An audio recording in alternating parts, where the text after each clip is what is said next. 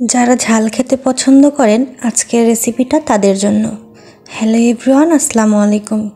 কেমন আছেন সবাই? চলুন তাহলে বোম্বাই মরিচ ও তেঁতুল দিয়ে টক ঝাল করে একটি আচার বানিয়ে ফেলা যাক। প্রথমে প্যানের মধ্যে আমি সরিষার তেল দিয়ে গরম করে নিয়ে তার মধ্যে রসুন দিয়ে ভেজে নিয়েছি। এরপর দুটো তেজপাতা ভেঙে দিয়েছি এবং সামান্য জিরা দিয়ে দিয়েছি। সামান্য আদা বাটা ও রসুন বাটা দিয়ে দিলাম। এবারে একটু সুন্দর করে ভেজে নিচ্ছি। ভেজে নেওয়া হয়ে গেলে তেঁতুল দিয়ে দিচ্ছি।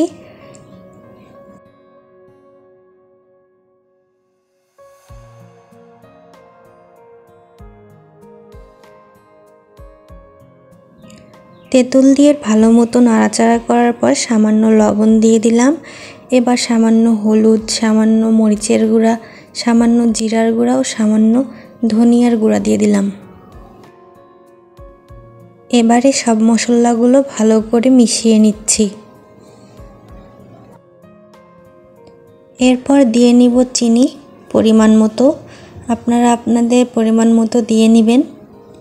চিনিটা ভালো মতো মিশিয়ে নিচ্ছি। ভালো মতো মিশিয়ে নেওয়া হয়ে গেলে আমি এখানে দিয়ে দিব ভিনেগার।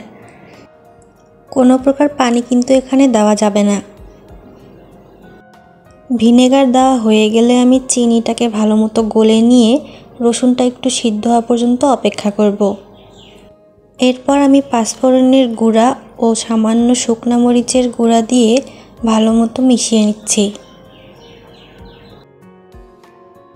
মেশানো হয়ে গেলে আমি এখানে বোম্বাই মরিচগুলো অ্যাড করে দিলাম। মরিচগুলো দিয়ে ভালো মতো মিশিয়ে নিব এবং একটু অপেক্ষা করব। গরম অবস্থায় কিন্তু মরিচগুলো তেলের উপর ভেসেই থাকবে। যখন এটা সিদ্ধ হয়ে যাবে আপনি চুলার জালটা বন্ধ করে দিলে তেল থেকে ধীরে ধীরে মরিচগুলো নিচে নেমে যাবে। এই তো আমার মরিচের আচার বানানো শেষ।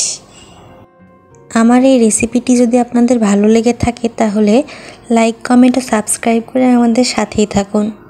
ধন্যবাদ সবাইকে।